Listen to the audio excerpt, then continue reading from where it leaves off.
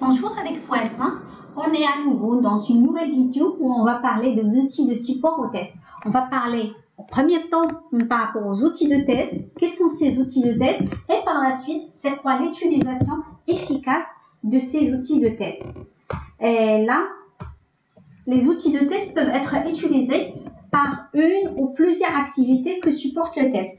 Ceci inclut ceux qui sont directement utilisés dans le test tels que l'exécution de tests, outils de génération de données de tests et les outils de comparaison de résultats. Et il y a d'autres ceux-ci qui aident en contrôlant le processus de test, comme ceux qui sont employés pour gérer des tests, des résultats de tests, des données, des conditions, des incidents, des défauts et même pour reporter et contrôler l'exécution des tests. Il y a aussi ceux qui sont utilisés dans la reconnaissance ou en termes simples, l'exploration. Par exemple, un outil qui contrôle l'activité d'un fichier pour une application. Et n'importe quel outil qui facilite un test, on peut même parler d'un tableur Excel comme un outil de test. Parce on peut mentionner les cas de test, les résultats au cas, et aussi une autre colonne, on peut mentionner des remarques. Par la suite, c'est quoi la classification des outils de test? On parle de prestations attendues des outils de test, automatiser les tâches manuelles, répétitives ou celles qui demandent beaucoup de ressources. Supporter les tâches manuelles de test, améliorer la qualité des activités de test en permettant des tests cohérents et un meilleur niveau de reproductibilité des défauts. Aussi, automatiser les activités qui ne peuvent être manuelles. Par exemple, des tests de grands ou de très grandes échelles. Si par exemple on doit tester pour des comptes de la grande distribution, il y a pas mal de produits, pas mal d'articles, pas mal de produits. Dans ce cas, on est obligé de passer par une automatisation de test. Augmenter la fiabilité de test, par exemple en automatisant les comparaisons de performance sur les larges bases de données. Dans ces outils de test, il y a des outils qui sont dédiés, on peut dire, que pour les développeurs, d'autres que pour les développeurs intégrateurs et d'autres que pour les testeurs fonctionnels. Il y a des outils qui sont utilisés par rapport à tout type de testeurs. Ces outils fournissent des interfaces pour exécuter des tests, dépister des défauts et gérer les exigences avec une aide pour l'analyse quantitative et le rapport des objets de test. Ils supportent également la traçabilité des objets de test vers les spécifications des exigences. Ils peuvent posséder des fonctionnalités de gestion de version indépendante ou s'interfacer avec un outil de gestion de version externe. Là, on parle de gestion de test et de cycle de vie d'application, les gestions des exigences, gestion des défauts, gestion des configurations et gestion d'intégration continue qui sont utilisés par les développeurs. Ces outils, ils sont utilisés parfois, comme je viens de dire, par des développeurs, par des intégrateurs ou par des testeurs fonctionnels. Là, on parle de tests statiques. Ces outils aident les développeurs et les testeurs à trouver des défauts avant le test dynamique en fournissant une aide pour introduire des normes de codage. Codage sécurisé, il y a compris, l'analyse des structures et de dépendance. Ils peuvent également aider dans la planification ou l'analyse de risque en fournissant des métriques pour le code. Par exemple, complexité, support de revue et l'analyse de code.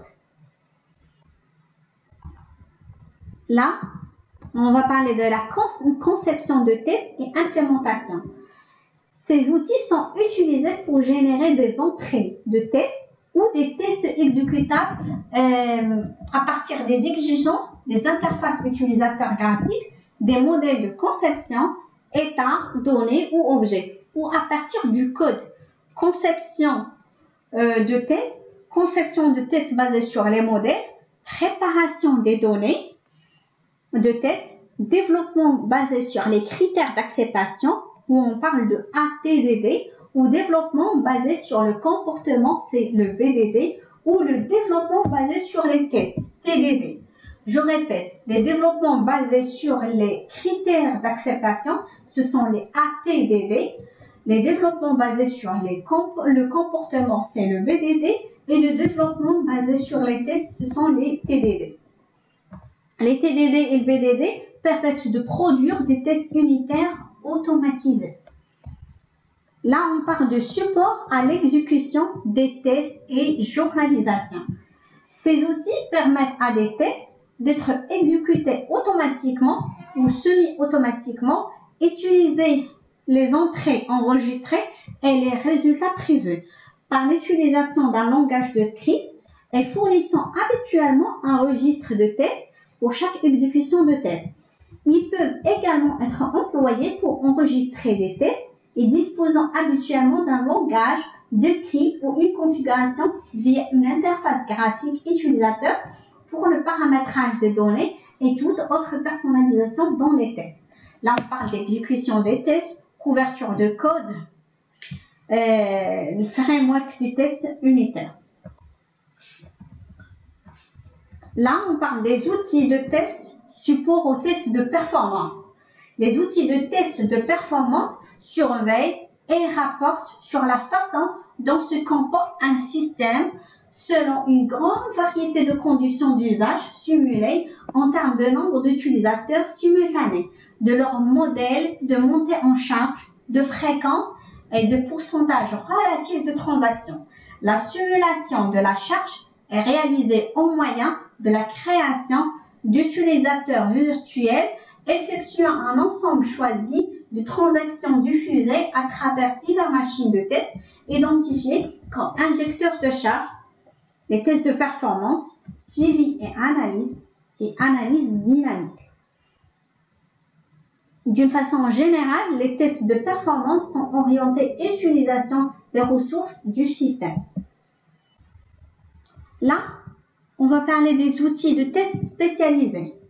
Il y a l'outil spécialisé dans la vérification de la qualité des données, dans la conversion des données et migration, dans l'ergonomie, accessibilité, la traduction et utilisation dans différents pays, la sécurité et la portabilité. C'est quoi les bénéfices et les risques qui sont liés à l'automatisation de tests? Le simple achat ou la location d'un outil ne garantit pas le succès. Chaque type d'outil nécessite des efforts supplémentaires pour atteindre des bénéfices réels et durables. S'il existe des opportunités potentielles de bénéfices à utiliser des outils dans le test, il existe aussi des risques. Ceci est particulièrement aux outils d'exécution des tests, souvent désignés sous l'appellation d'automatisation des tests. C'est quoi les bénéfices liés à l'acquisition d'outils? Les bénéfices potentiels à l'utilisation d'outils, réduction du travail répétitif, exemple, exécution de tests de régression, réintroduction des mêmes données de test, vérification du respect de standards de codage. Ça, c'est pour diminuer, réduire le temps du travail. La répétabilité et cohérence accrue par un outil suivant un ordre ou une fréquence précise et test déduit des exigences. Évaluation objective, facilité d'accès aux informations concernant les tests ou leur exécution. Par exemple, les statistiques et graphiques sur l'avancement des tests, le taux d'incident et les performances. C'est quoi les risques liés à l'utilisation d'outils? Les risques liés à l'utilisation d'outils sont attentes irréalistes placées dans l'outil, dans la facilité d'utilisation et la fonctionnalité, sous-estimation du temps, du coût ou l'effort pour l'introduction initiale d'un outil dans la formation et l'expertise externe, sous-estimation du temps et de l'effort nécessaire pour obtenir de l'outil des bénéfices significatifs et contenu de l'outil, incluant le besoin de modification du processus de test et l'amélioration continue dans la manière d'utiliser l'outil. Sous-estimation de l'effort requis pour maintenir les acquis générés par l'outil. Confiance excessive dans l'outil comme à la conception des tests ou alors que des tests manuels seraient plus appropriés. Aussi, les risques liés à l'utilisation d'outils, ce sont les négligences du contrôle de version des éléments de test dans l'outil, négligence du problème de relation et interopérabilité entre les outils critiques, tels que des outils de gestion d'exigence, des outils de contrôle de version, des outils de gestion d'incidence, des outils de suivi des défauts et des outils de différents éditeurs. À risque de faillite de l'éditeur d'outils, de retirer l'outil ou de vendre l'outil à un autre éditeur. Faible réactivité des vendeurs pour le support, les mises à jour, les corrections des défauts.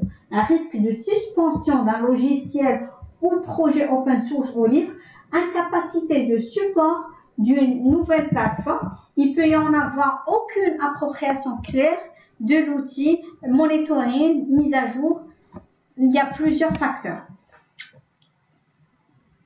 Considération spéciale pour les outils d'exécution et de gestion de tests.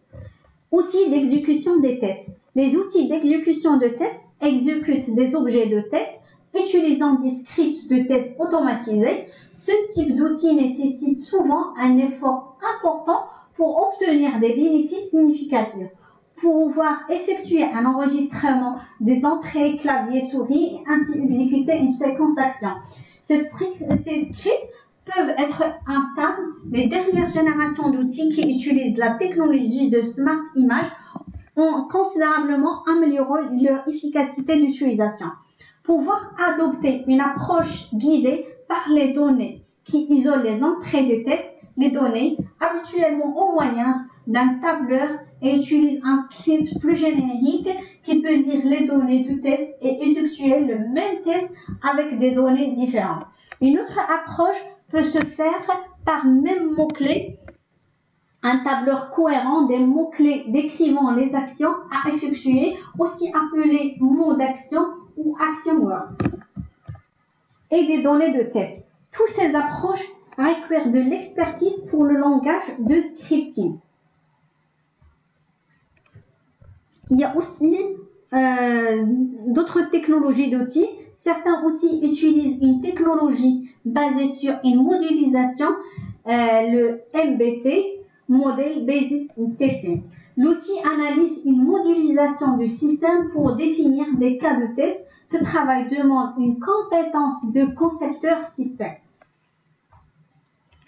Autre outil de test de gestion des tests, ces outils proposent les prestations de import-export des données, production d'informations utiles à l'organisation, notamment différents formats de rapports, maintien de la traçabilité bidirectionnelle avec les exigences, maintien de la traçabilité avec les versions de l'application, intégration avec des outils dits ALM, Application Lifecycle Management.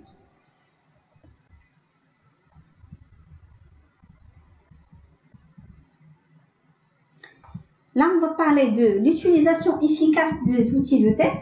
Les principaux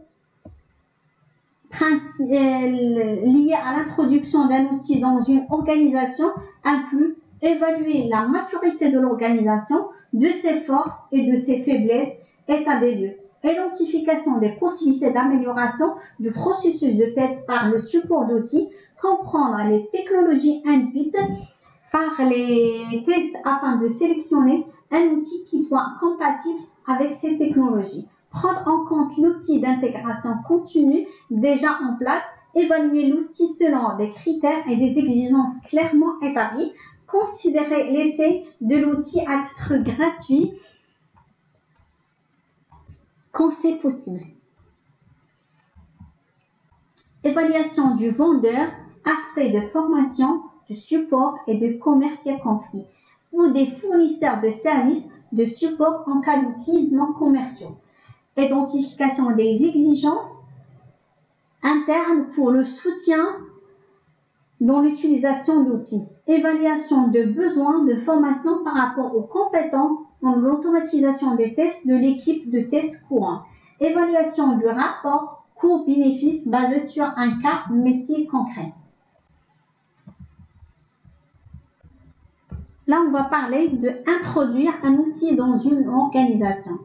Introduire l'outil choisi dans une organisation commence par un projet pilote qui a les objectifs suivants. Apprendre l'outil, puis en profondeur, en comprenant ses forces et ses faiblesses, voir comment l'outil s'adapte à des processus et pratiques existants et comment ces derniers devraient évoluer. Décider d'une manière standard d'utiliser, de gérer, de stocker et de maintenir l'outil et le testware. Exemple, décider d'une convention de nommage pour des fichiers et les tests, créer des bibliothèques et définir la modularité des suites de tests. Évaluer si les bénéfices escomptés seront atteints pour un coût raisonnable. Comprendre les métriques et les rapports pour que nous souhaitons collecter avec les outils et configurer le tout de façon à s'assurer que ces métriques sont bien collectées et utilisées. Les facteurs de succès pour les outils. C'est quoi les facteurs de succès pour les outils? Les facteurs de succès du déploiement d'un outil dans une organisation incluent éteindre l'outil ou reste de l'organisation de façon incrémentale, adapter et améliorer les processus de façon à les adapter à l'utilisation de l'outil, fournir de la formation et une assistance aux nouveaux utilisateurs, établir des guides d'utilisation, implémenter une manière de tirer des enseignements de l'utilisation d'outils, surveiller l'utilisation de l'outil et les bénéfices recueillis, fournir le support pour l'équipe de test pour un outil donné, recueillir l'expérience acquise de toutes les équipes. Là, aujourd'hui, on a parlé en globalité et on a détaillé chaque outil de test, de quoi il s'agit. Les prochaines vidéos, à chaque fois, je vais parler d'un outil de test, tel que par exemple TestLink, Jira, Test. Il y a pas mal d'outils de test qui sont utilisés et à chaque fois, on va explorer et détailler un outil de test. Si vous avez des questions, n'hésitez pas de me laisser en commentaire ou de m'envoyer un mail et je vais répondre un par un. Merci beaucoup et à la prochaine.